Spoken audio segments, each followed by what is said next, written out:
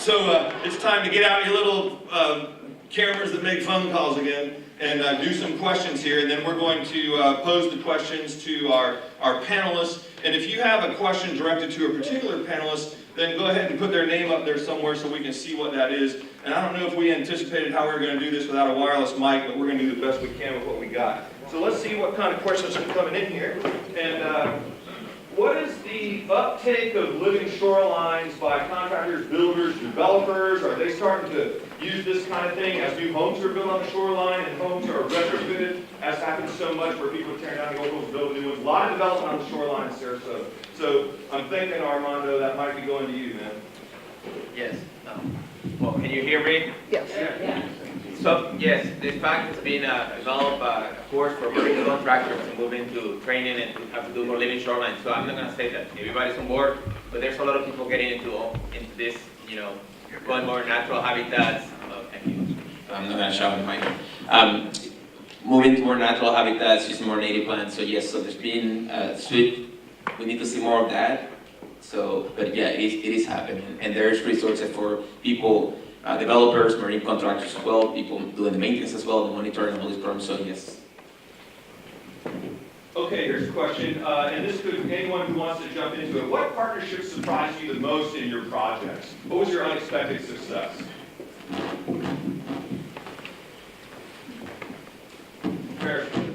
County staff. You know, typically when you work with government staff, it's all top down. Here's the program. You know, you got to fill out the forms and so forth. They came to us and say, what do you need? How can we help? I think we really kind of changed the culture. It was in the stormwater area. Stormwater in Sarasota County has $17 million a year to spend, and they have changed their culture. They want to help. They're out there, folks. We did 1.5 miles of restoration, 150,000 data plants. And now there are only 789 miles left, many of which are in your neighborhood. So why do you think we go to communities where the river walks are all hardened shoreline, just like seawall to seawall? What's up with that? We know it wasn't like that at the very beginning. Why is it like that now?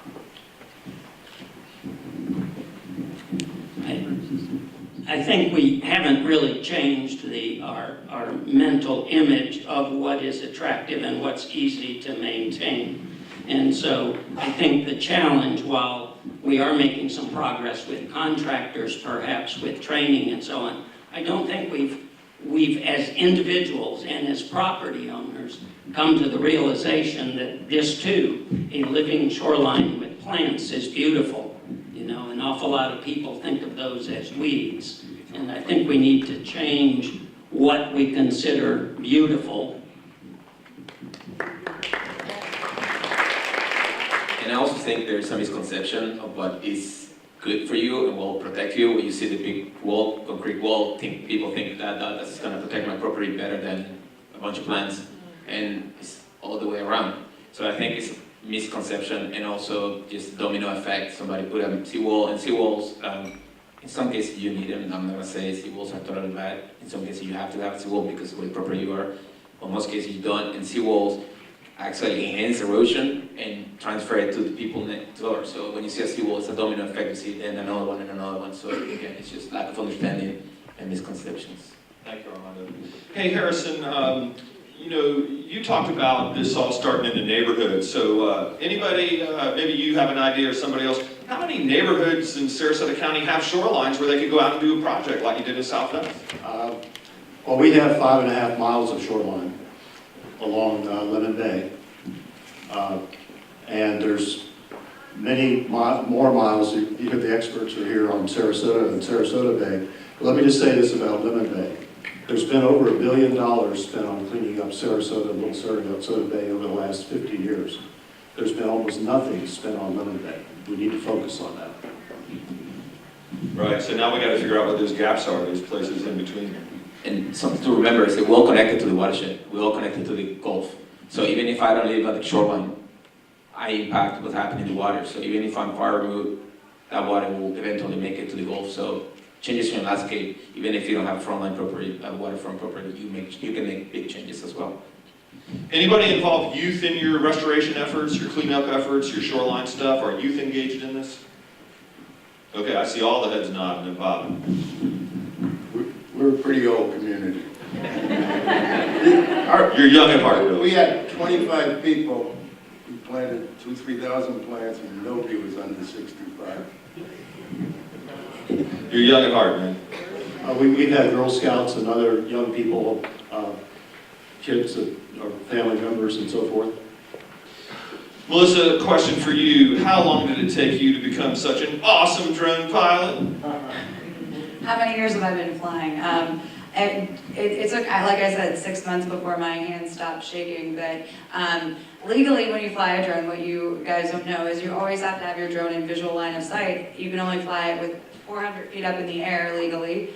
My drone can go up to, I've got it going up to 50 miles per hour. But the key is you have to keep that drone in your line of sight and see what you're flying. So, you know, the camera's my eyes, and it gets turned around. So whichever way the camera's facing is forward.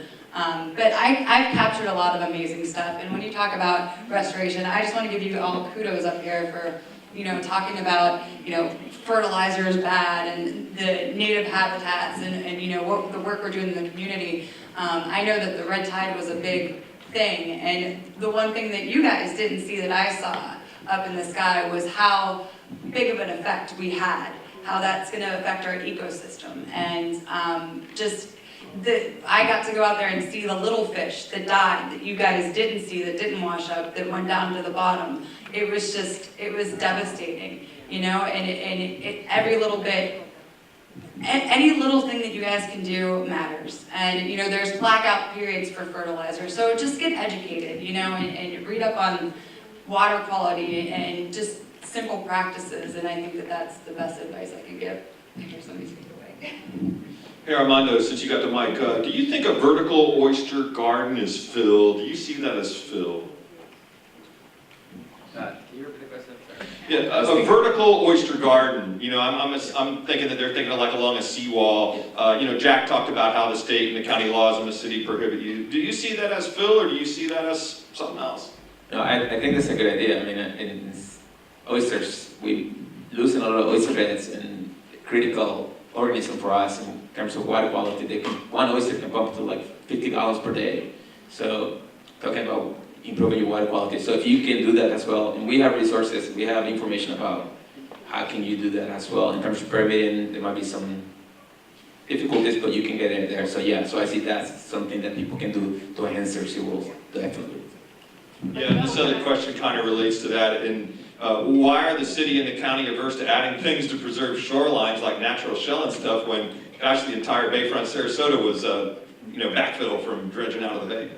Hey, I'll take that first. You know, I think that governments have become averse, because of all that dredge and fill, to approving any type of fill for fear that it will be misused, and developers might say that I'm building a restoration project when indeed they're actually trying to fill more land or to remove mangroves and so forth. So I think that's part of the challenge, is that we have a legitimate concern about what constitutes proper use of things like fill.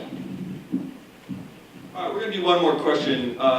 Since, you know, the astronauts up in the International Space Station clean up after their pets, how come we can't get dog owners around here to clean up after their pets? I just spent 20 minutes cleaning up after pets last night in the Grove. And I want to invite you all to the after party at the Grove at 5 o'clock when the Florida Water Stewards are coming by. And come out and visit us. We're at Seminole and Quincy in South Venice. And you'll get to see what we've done with the native plants. And we have over 80 native plants planted there as well. All right, let's have a big hand for all